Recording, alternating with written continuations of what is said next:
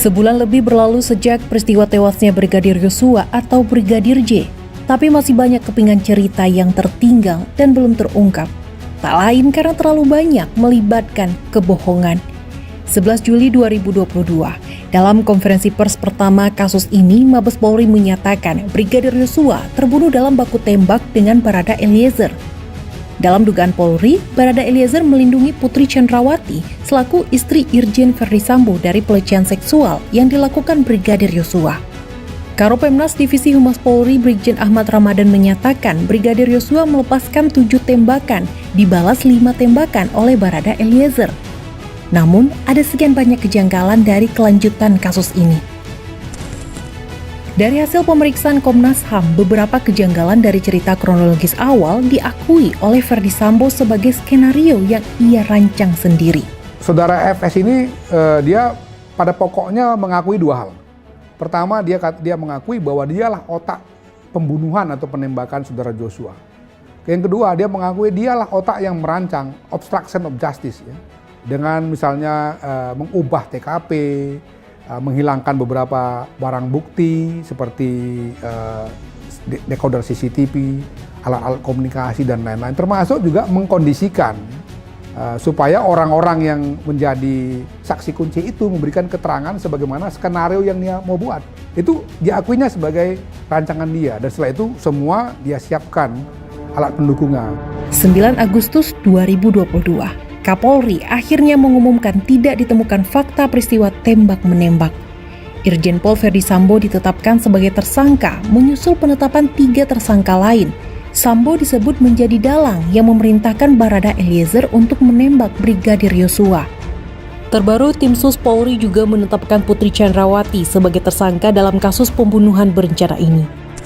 Komnas HAM ikut meyakini bahwa penembakan terhadap Brigadir Yosua dilakukan bukan oleh Barada E seorang. Ya, kami meyakini bahwa memang tidak mungkin itu dilakukan oleh seorang Richard sendirian, karena misalnya arah peluru datangnya dari tempat yang berbeda, ya.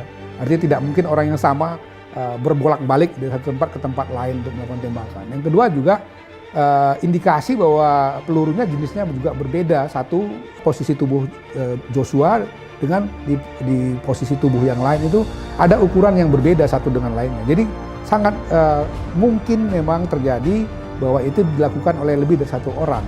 Dan dalam hal ini kalau kita merujuk kepada pengakuan Richard, selain Richard itu ya tadi dikatakannya adalah saudara FS.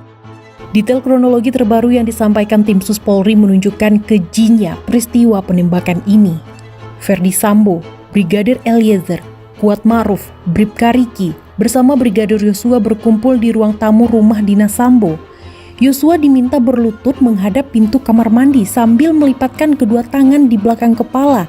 Di hadapannya, Richard tengah mengacungkan pistol. Ferdy lalu berteriak memerintahkan Barada E melepaskan tembakan. Maka terjadilah Richard melepaskan peluru dari jarak sekitar 2 meter dengan pistol Glock 17 sebanyak 3 kali ke arah Yosua. Yosua tersungkur sementara kaos putihnya bersimbah darah. Seakan tak cukup menurut Richard dalam keterangannya kepada polisi, Sambo kemudian menambahi dengan menembak 2 kali bagian belakang kepala Yosua hanya dalam jarak sedekat 16 cm atau sepanjang sedotan minuman. Ia lalu menembaki dinding ruangan itu sebanyak 3 kali, mencoba membentuk alibi seakan-akan pernah terjadi baku tembak di sana. Terakhir, Sambo mengoleskan sisa jelaga dari sarung tangan hitamnya ke tangan jenazah Yosua demi melengkapi narasi kebohongannya. Puzzle ini belum terangkai lengkap. Kepingan yang diperoleh kadang menuntun pada gambaran lebih utuh, kadang malah menenggelamkan kita pada kebingungan baru. Akal sehat kita berkali-kali coba dipermainkan, mirisnya justru oleh penegak hukum yang harusnya memastikan kebenaran menjadi pemenang.